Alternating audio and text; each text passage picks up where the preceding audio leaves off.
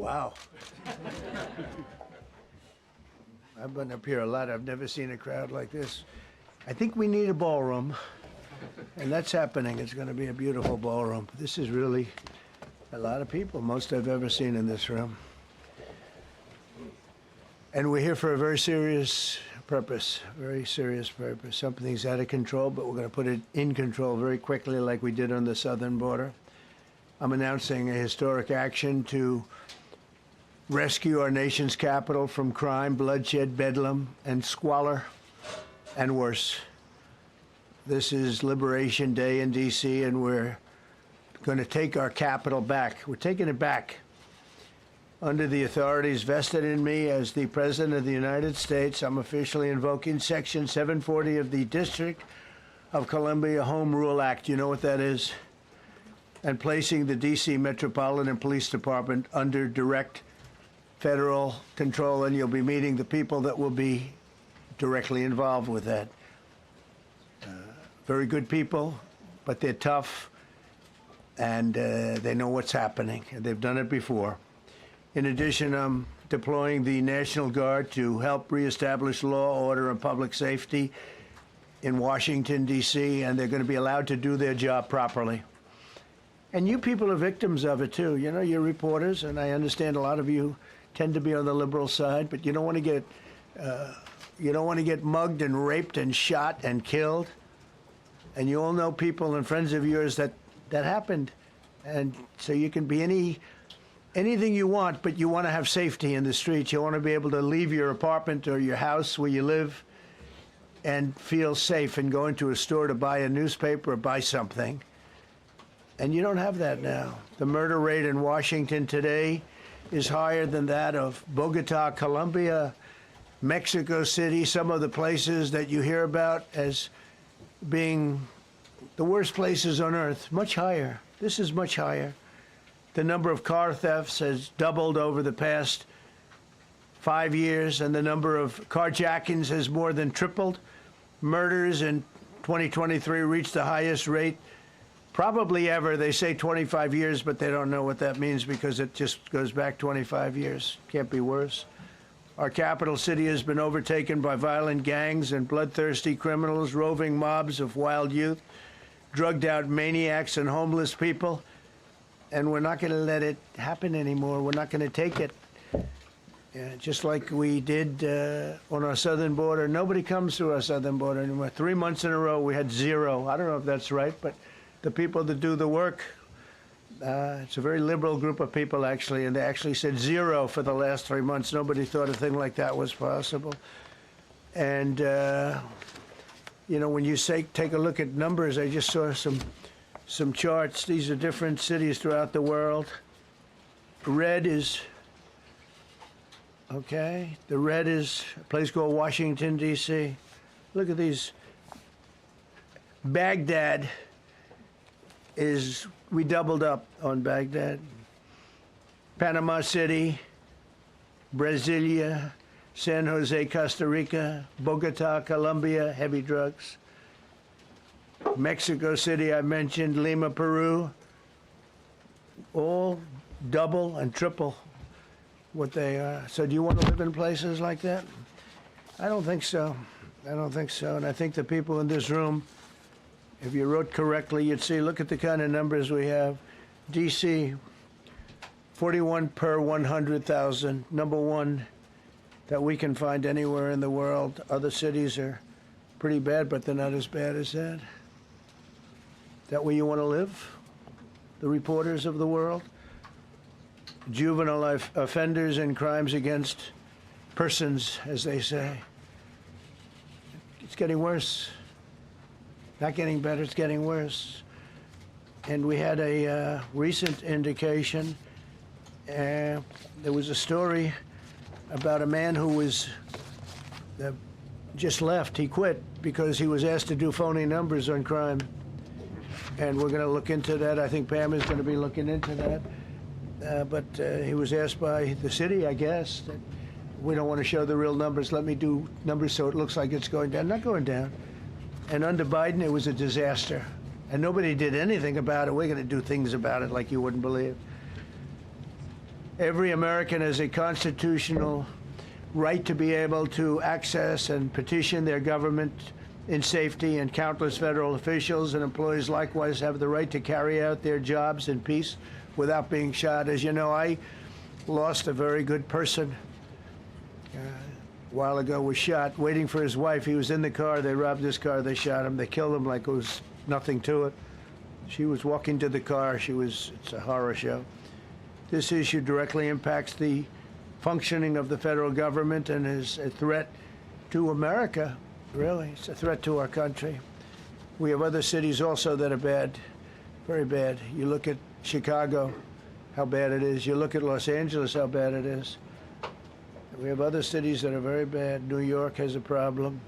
And then you have, of course, Baltimore and Oakland. We don't even mention that anymore. They're so far gone. We're not going to let it happen. We're not going to lose our cities over this. And this will go further. We're starting very strongly with D.C., and we're going to clean it up real quick, very quickly, as they say. Days ago, a former member of the DOJ staff was savagely beaten by a band of roving thugs after defending a young woman from an attempted carjacking. He was left dripping in blood. He thought he was dead, with a broken nose and concussion. Can't believe that he's alive. He can't believe it. In June, a 21-year-old congressional intern was tragically killed after being hit by a stray bullet in a drive-by shooting. A former Trump administration official named Mike Gill, fantastic person, was murdered last year in cold blood in a carjacking blocks away from the White House. We all knew him. Great person. Waiting for his wife as she was walking to the car. A Democrat congressman was also carjacked at gunpoint not far from the Capitol. And in 2023, an aide to Senator Rand Paul was stabbed in the chest and head by a demented lunatic as he walked down the street, just absolutely for no reason. Horrifically, last July 4th weekend, a 3-year-old girl was shot in the head and killed while sitting in a car near the Capitol. It's becoming a situation of complete and total lawlessness. And we're getting rid of the slums, too. We have slums here. We're getting rid of them. I know it's not politically correct. You'll say, oh, so terrible. No, we're getting rid of the slums where they live. Caravans of mass youth rampage through city streets at all times of the day. There are ATVs, motorbikes. They travel pretty well. Entire neighborhoods are now under emergency curfews. Just this past weekend, gunfire went through, and you saw that, the Navy Yard. I saw it this morning. They saw that they fought back against law. See, they fight back until you knock the hell out of them, because it's the only language they understand. But they fought back against law enforcement last night. And they're not going to be fighting back long, because I've instructed them and told them whatever happens, you know, they love to spit in the face of the police. As the police are standing up there in uniform, they're standing and they're screaming at them an inch away from their face. And then they start spitting in their face. And I said, you tell them, you spit and we hit. And they can hit real hard. It's a disgusting thing. I've watched that for years, for 3-4 years. I've watched them. The police are standing, and they're told, don't do anything under any search. So and you can see they want to get at it. And they're standing there, and people are spitting in their face, and they're not allowed to do anything. But now they are allowed to do whatever the hell they want. This dire public safety crisis stems directly from the abject failures of the city's local leadership. The radical left city council adopted no cash bail. By the way, every place in the country where you have no cash bail is a disaster. That's what started the problem in New York, and they don't change it. They don't want to change it. That's what started it in Chicago. I mean, bad politicians started it, bad leadership started it, but that was the one thing that's central, no cash bail. Somebody murders somebody and they're out on no cash bail before the day is out. We're going to end that in Chicago. We're going to change the statute. I spoke with Pam and Todd and everybody. We're going to change the statute, and I'm going to have to get the Republicans to vote because the Democrats are weak on crime. Totally weak on crime. They don't know why. They want to stop because they get mugged too. But we're going to change no cash bail. We're going to change the statute and get rid of some of the other things. And we'll count on the Republicans in Congress and Senate to vote. We have the majority, so we'll vote. We don't have a big majority, but we've gotten everything, including the great, big, beautiful bill. Got that done, and that's one of the greatest things that's ever happened to people in this country. They're starting to figure it out, how good it is. Biggest tax cut in history. So many things. But we'll be able to get that done. So, Todd, if you and Pam can draw up things working with the people, we will. I'll get it passed. We'll get it passed with the Republicans. Probably won't get, think of this, probably won't get one Democrat vote because they have no idea what they're doing. That's why they want men playing in women's sports. That's why they want transgender for everybody transgender. And they just got walloped in an election, in a landslide, and they haven't changed one thing. I saw the other day the certain gentleman who was a very well-known politician, Democrat, was fighting like hell that men should be allowed to play in women's sport. They just don't get it. They said it's an 80-20 issue, and I think it's a 97-3 issue. And I don't know who the three are. I've never heard anybody come. Nobody's ever come up to me, sir, you have to let men play in women's sports. You have to do it, sir. Nobody's ever approached me. I don't know where this issue even comes from. Never seen anything like it. But they turned our nation's capital into a sanctuary jurisdiction. That's the other thing. We have to get rid of sanctuary cities as quickly as possible. We're going to do it, too. We have to. Because it's sanctuary for criminals. Releasing illegal alien gang members onto the streets in 2022, nearly 70% of criminals arrested in Washington went unprosecuted. That's not going to happen with the group we have standing aside and standing behind me. And at the Metropolitan Police Department, it's now reached a small number relatively compared to what it was, but it's thousands of people. You know, we have thousands of police. I was told today, sir, they want more police. I heard a number, 3,500 police. That's a lot of police. 3,500. I thought they were going to say, we only have 30 policemen or women. He said, we have 3,500. We need more. You don't need more. That's so many. I never heard. That's like an army. How could you need more than 3,000? It just happened 2 minutes ago. Sir, they've requested more police. Oh, what do they have? About 3,500. I said, 3,500? This is not a big area. It's ridiculous. What you need is rules and regulations, and you need the right people to implement them. And we have the right people here, that I can tell you. Look at the border. Biden said there's nothing you can do. Kamala was the border czar. She never called one of the Border Patrol agents who are great. ICE is great. Never spoke to anybody. Never went there. But she was the border czar. And everybody said it was impossible to fix. I fixed it in 3 months. No, really. I fixed it the first week, but really fixed it over the last couple of months. And I mean, literally to a point where, as I said, 0 illegals entering our country in the last 90 days. Pretty amazing. It's time for dramatic action. We're going to do the same thing over here. It's going to be a very safe city very soon. We're not looking to just take years, because a lot of people die in years. And we've got incredible people in this country, except we have to allow them to do their job. And that we will deliver like nobody's ever delivered before. I actually think it's easy. You know, if you're competent, it's easy. If you're incompetent, it's impossible. But I'm very competent. Last week, my administration surged 500 federal agents into the district, including from the FBI, ATF, DEA, Park Police, the U.S. Marshal Service, the Secret Service, and the Department of Homeland Security. You know, a lot of nations, they don't have anything like that. They got some police, and they're rough police. They don't have DEA, ATF, FBI, Park Police, U.S. Marshal Service, Secret Service, Department of Homeland Security. They got some police, but they're rough police, and they do their job. They don't have crime. We're not going to have crime either. They made dozens of arrests, and that's what starts to happen. Again, cashless bail. Watch what we do with that. Today, we're formally declaring a public safety emergency. This is an emergency. This is a tragic emergency.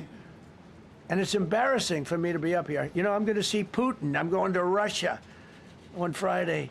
I don't like being up here talking about how unsafe and how dirty and disgusting this once beautiful capital was, with graffiti all over the walls. It's another part of it, by the way, because we're talking about safety, but we're also talking about beautification. We have the most beautiful, potentially, capital in the world. We always had.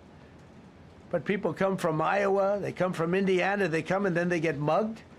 Not going to happen. Keep coming, because by the time you get your trip set, it's going to be safe again, and it's going to be clean very quickly. We're going to replace the medians that are falling down all over the roads. We're going to replace the potholes. We're going to put a nice new coat of asphalt over the top. No, we don't have to rip the road out and spend 7 years building a new road because they cut everything. Because some designers said, well, we need a 1/4 of an inch more turn for safety reasons. No, we're going to do it right. We're going to get it done quickly. So today we're declaring public safety emergency in the District of Columbia, and Attorney General Pam Bondi, who's fantastic, is taking command of the Metropolitan Police Department as of this moment. And I'll be making the appropriate notifications to Congress and to the mayor, our new DEA administrator, who's one of the top in the country. He better be Terry. If you're not, I'm going to get rid of you so fast. Terry Cole. Terry, thanks. Very good. We just got him, most highly recommended person. And you'll be designated as the interim federal commissioner of the Metropolitan Police Department, okay? And you run them tough. They're good. You have a lot of good people. You have people that shouldn't be there. You also have people that shouldn't be there. They got in there because of woke. But you have a lot of great police, and those people are the ones that want to help you. This city will no longer be a sanctuary for illegal alien criminals.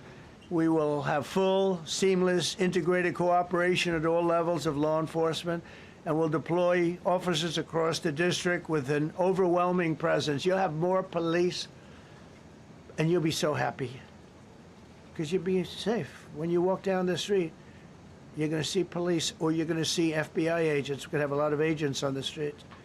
And you're going to have a lot of, essentially, military, and we will bring in the military if it's needed.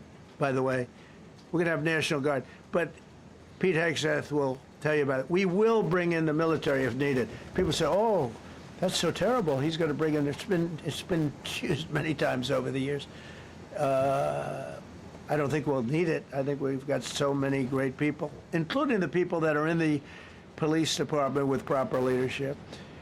They'll immediately begin massive enforcement operations targeting known gangs, drug dealers, and criminal networks to get them the hell off the street, maybe get them out of the country, because a lot of them came into our country illegally. They shouldn't have been allowed in. They come from Venezuela. They come from all over the world. We're going to get them the hell out. They won't be here long. But some of these people, a lot of them, are homegrown criminals. And these are bad people. These are rough people. And this is just a list of some of the people that were given to me today that were criminals removed from the D.C. streets this weekend. They were rough and tough. But we're rougher and tougher. Look at these people here. Nothing, you know. They're not going to be your local school teacher. Look at this guy. He has killed people numerous times. They're not going to be an asset. They will never be an asset to society. I don't care. I know we all want to say, oh, they're going to be rehabbed. It's not going to be rehabbed. So, just to conclude, Washington, D.C. should be one of the safest, cleanest, most beautiful places anywhere in the world. It was years ago. We had one problem that was a pretty big problem. The radical left got out of control, and they started trying to rip down statues, and I said, let's go pass a law real fast. We're going to do it real fast, but we were blocked by the Democrats who do not want safety. Nobody gets it. I don't get it. They don't get it because they can't get votes. I don't know how they can win an election with this, but they don't want safety.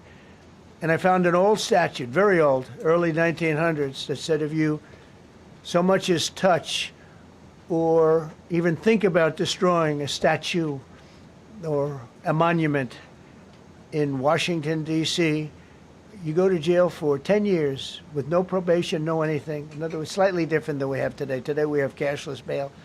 There you get jailed 10 years. No curtailed sentence, 10 years.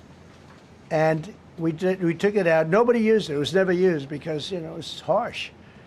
And you remember they started to rip down the statue of Abraham Lincoln. I said, that's a tough one to rip down.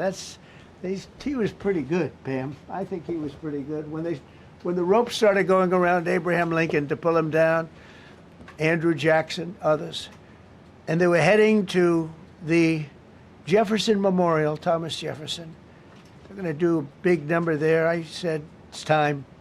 And I signed that statute immediately. We had it updated. We made it use the same language, all passed by Congress.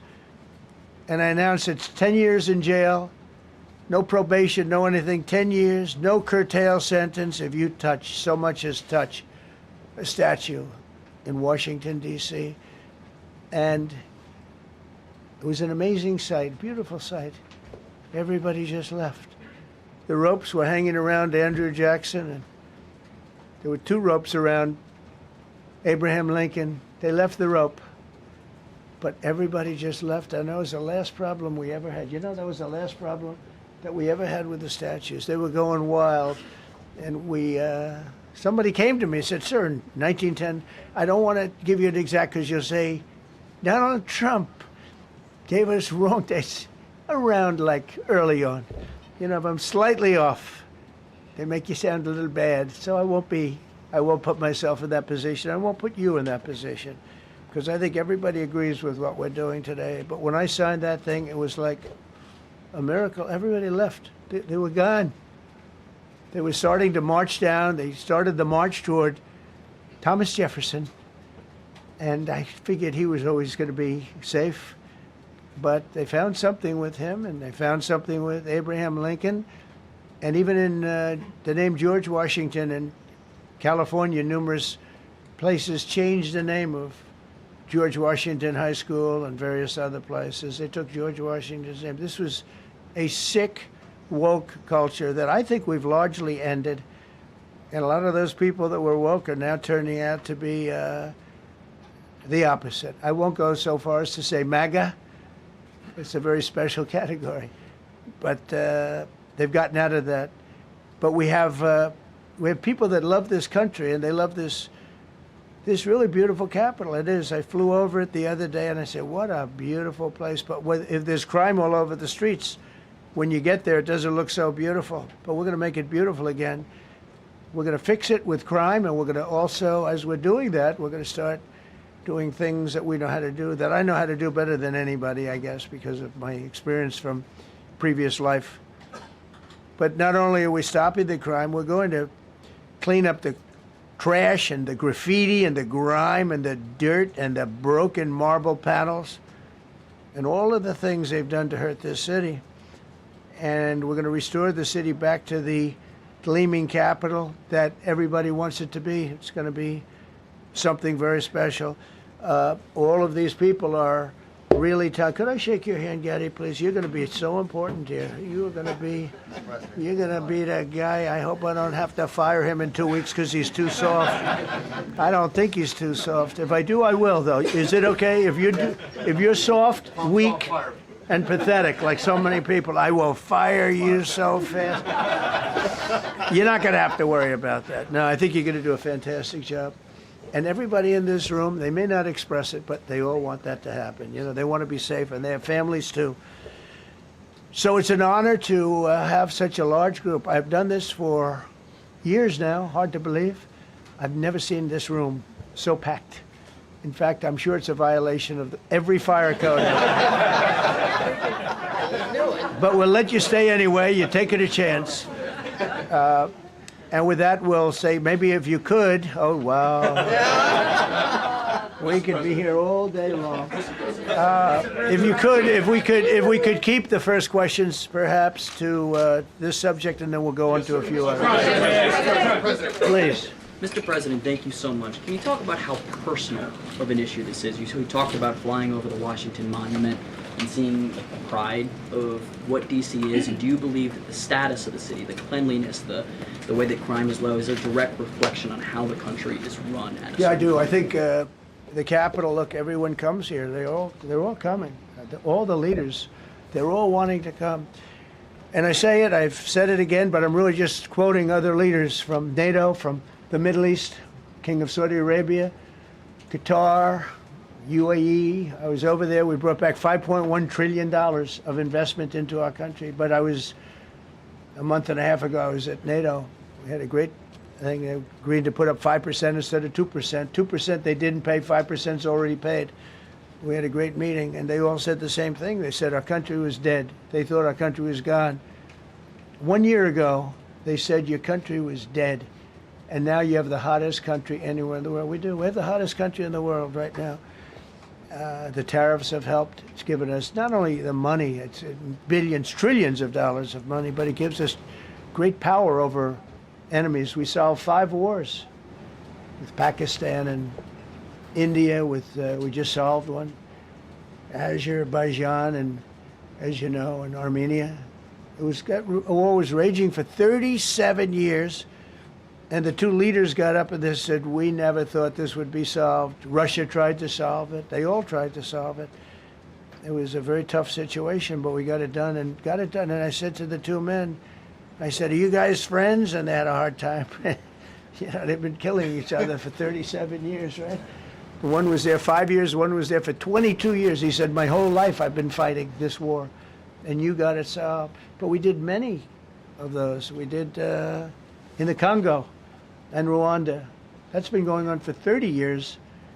8 to 9 million people killed that they know of, but it was raging, and we got that solved. We got a lot of them done. It's a great honor. But you want to have, when they come, the leaders come to our country to sign documents that the war is over or whatever, or for other reasons. They come for trade. And you want them to come through so beautifully. You ride down those roads, everything should be perfect. You shouldn't have medians falling down into the roadway. Median, you know, the metal things that are always, somebody had a great lobbyist, because I've never seen them look good. I've been looking at those things with the little, right? They're always broken and bad, but here they're really bad. And we're going to either put new or fix it, and it's not expensive. It's not really expensive. And we're going to fix our roads a little bit. We're going to clean up our sidewalks. You have countries where every Saturday the people go out and they wash their sidewalks in front of their stores or their houses. They scrub their sidewalks. So we aren't quite at that level yet, I don't think, Gaddy. We're not quite there yet, but maybe we will. They go out and they scrub. I think it's so beautiful to hear that and to see those stories. But we're going to make it clean. But just to finish with your question, it's a very, very strong reflection of our country. And when they see a bad city, you know, my father always used to tell me, I had a wonderful father, very smart, and he used to say, son, when you walk into a restaurant and you see a dirty front door, don't go in, because if the front door is dirty, the kitchen's dirty also. Same thing with the Capitol.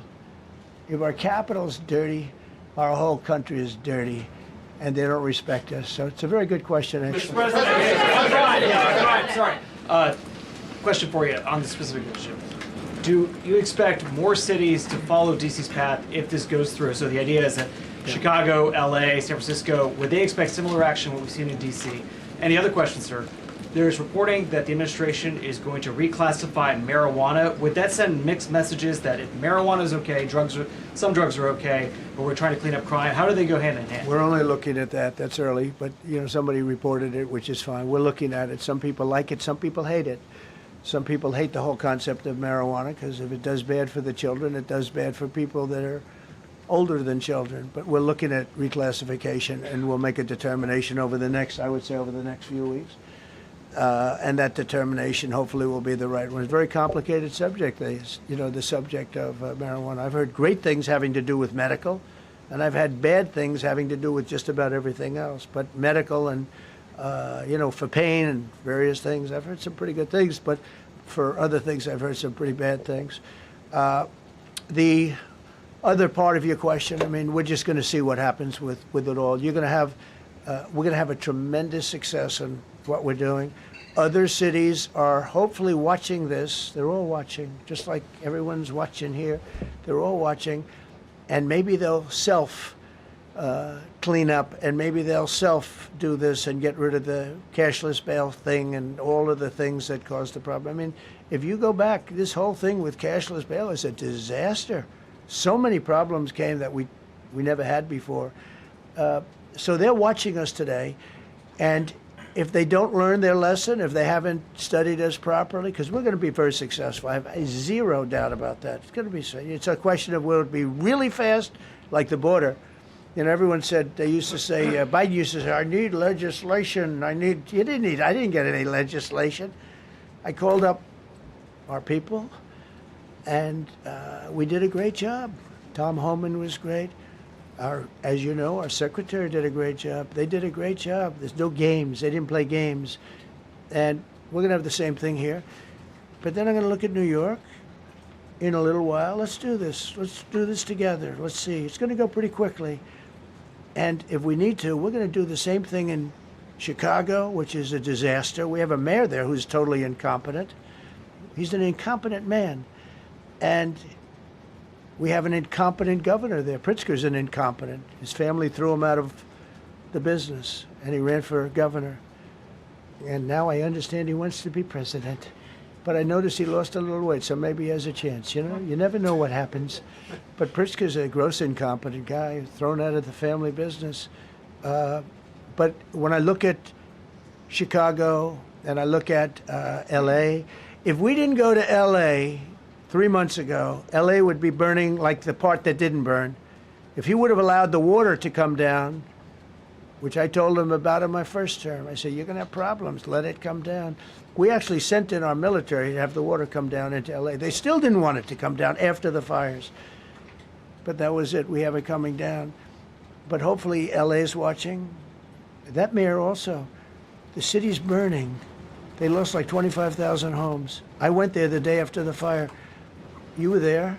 And I saw people standing in front of a burned down home. Their homes were incinerated. They weren't like, even the steel was literally, it was all warped and literally disintegrated because of the winds and the flame and the whole thing. It was like a blowtorch. They were standing on this beautiful day, maybe a couple of days after. We gave it a little time because what they had suffered. Almost 25,000 homes. And you see what's happening now. They didn't give their permits. I went to a town hall meeting. I said, we're going to get you the federal permits, which are much harder. Almost immediately, Lee Zeldin is a star. He did an incredible job. They have all their federal permits. They don't have their city permits. And the mayor said to me, we think we could have them in 2 years. I was walking down the street, and I met with firemen and police. And I was saying hello to many people that were standing in front of their homes with yellow tape. You can't go in. You can't go onto the lot. And those people wanted to start rebuilding their homes then and there. And the mayor said, we should be able to get them the permits within 2 years. I said, that's a shame. 2 years? Are you kidding? I'm going to get them the federal permit like almost immediately, 2 years. And she drew it back, well, maybe 1 year. The place was booing her out of the place. They don't have their permits to build their homes. And now they're talking about this is among the most beautiful areas in the country. Now they're talking about putting low-income housing there. Can you believe this? I love low-income housing. I made money with low-income housing. I built low-income housing. I know more about low-income housing and luxury housing. I know about everything real estate. They want to replace some of those homes with low-income housing. They haven't gotten their permits yet. We've gotten all the federal permits, which are much tougher to get, and it was done almost immediately through Lee Zeldin and Federal Environmental. And I watched the other day, those people are angry. And now, they had tremendous They loved that area. They loved the whole big area, different places, but they loved it. It was all luxury stuff and beautiful stuff, and some wasn't that luxury, but the level of love for that neighborhood, their neighborhoods, was incredible. And you know what? I watch people on television, they want to go, they want to leave. They've lost their spirit, they've lost their heart, because the mayor's incompetent, and Gavin Newsom is incompetent. Got a good line of but that's about it. He's incompetent. And you have Los Angeles is, you know, it's amazing. You know, I called, the first thing I did, I got the Olympics to go there. I was the one that got it. And by a rare thing that happened, I'll be the president. I was very upset because I got the Olympics there, and I said I won't be president when it comes. But bad things happened, and illegal things happened, really illegal things happened.